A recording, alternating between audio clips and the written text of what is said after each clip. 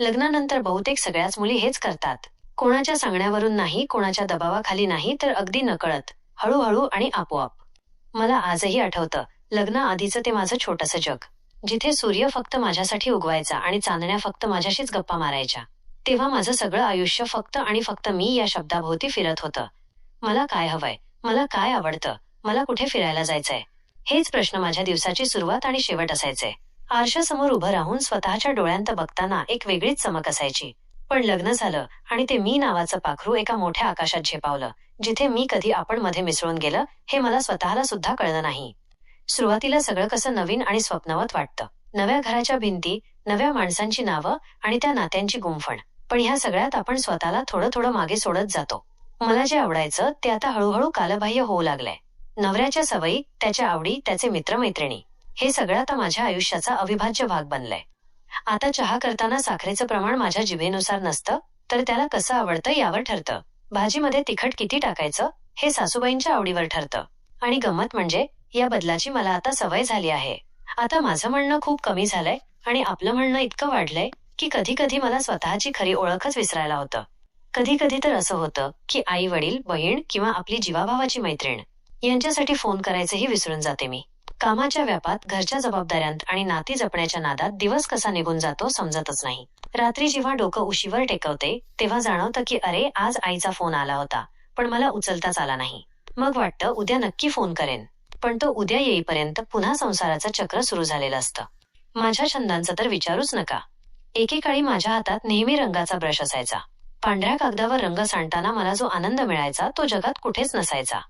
पण आज आज मी क्रिकेटची मॅच पाहताना नवऱ्यासोबत चौकार आणि षटकारावर जल्लोष करताना दिसते. खरं सांगू, मला क्रिकेटमध्ये फारसा रस कधीच नव्हता, पण त्याला आवडतं म्हणून मलाही ते आवडू लागलंय. तो कोपऱ्यात कुठेतरी धूळ खात पडलेला जुना ब्रश. तो कदाचित मूकपणे मला रोज पाहत असेल, विचारत असेल की काय ग, विसरलीस का मला? मला वेळच मिळत नाही त्याला पुन्हा हातात घ्यायला. सगळ्यांना जिंकवण्याच्या, सगळ्यांना आनंदी ठेवण्याच्या या नादात मी स्वतःला कुठेतरी हरवून बसले आहे. ही स्वतःला हरवण्याची प्रक्रिया इतकी संथ असते की आपल्याला त्याची जाणीवही होत नाही. आपण रोज उठतो, डबा भरतो, घर आवरतो, सगळ्यांच्या गरजा पूर्ण करतो आणि रात्री थकल्यासारखं झोपून जातो. यात तक्रार नसते, कारण आपल्याला शिकवलंच तसं असतं. समंजसपणा हाच मुलीचा सर्वात मोठा दागिना आहे, असं आपल्या मनावर बालपणापासून बिंबवलं जातं. मग आपणही तो दागिना मोठ्या अभिमानानं मिरवतो. पण त्या दागिन्याचं ओझं कधी आपल्या श्वासावर होतं हे कळत नाही. असाच एक दिवस येतो जेव्हा नवरा कामावर गेलेला असतो, घर शांत असतं आणि अचानक सहज म्हणून आपली नजर भिंतीवरच्या कॅलेंडरवर पडते.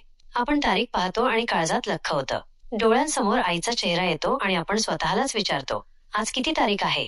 अरे बापरे, काल तर आईचा वाढदिवस होता. त्या एका क्षणात आपल्या पायाखालची जमीन सरकते. स्वतःचाच राग यायला लागतो. आपण इतके कसे बदललो?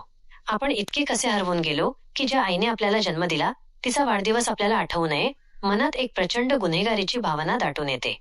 हात थरथरायला लागतात आणि आपण घाईघाईने आईचा नंबर लावतो. फोनची रिंग वाजताना मनात 100 विचार येतात. आई काय म्हणेल? ती रागावेल का? ती रडेल का?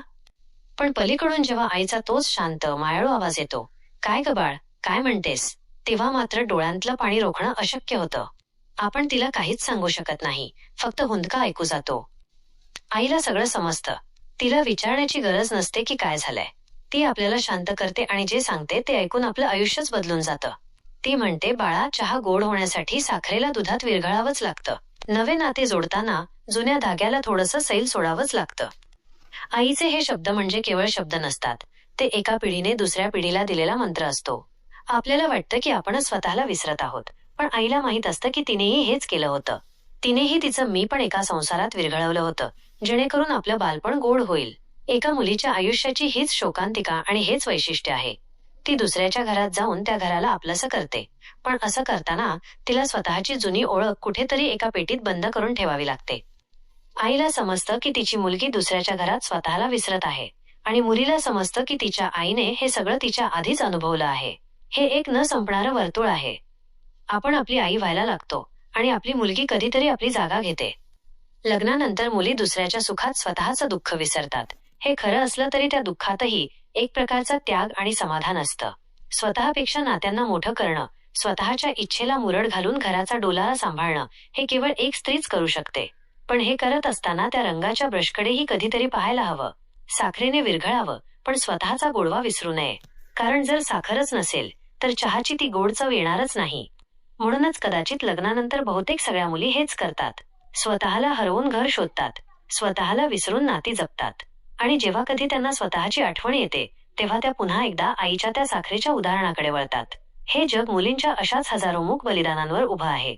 आपण तक्रार करत नाही, कारण आपल्याला माहिती असतं की आपला हा समंजसपणाच उद्याच्या पिढीचा आधार आहे. पण त्या एका शांत दुपारी जेव्हा डोळ्यांत पाणी येतं तेव्हा कळतं की आपण कितीही विरघळलो तरीही आत कुठेतरी ती छोटी मुलगी अजूनही जिवंत आहे, जी आजही आपल्या आईचा हात पकडून चालायला आतुर आहे. खूपच सुंदर कथा आहे. ही कथा ऐकल्यावर किंवा वाचल्यावर प्रत्येक स्त्रीला स्वतःच्या आयुष्याची झलक यात नक्कीच दिसेल.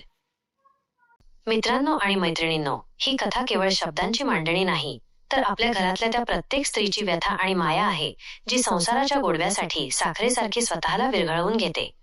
जर ही कथा तुमच्या मनाला स्पर्श करून गेली असेल तर लाईक करा, वरण ढकाळ असेल आणि किमान कमालचा तुमच्या एका लाईकने मला अशाच नवनवीन कथा लिहिण्याची प्रेरणा मिळते. शेअर करा, वजा तुमच्या आईला, बहिणीला किंवा पत्नीला हा व्हिडिओ नक्की पाठवा, ज्यांनी स्वतःला विसरून घर सावरलंय.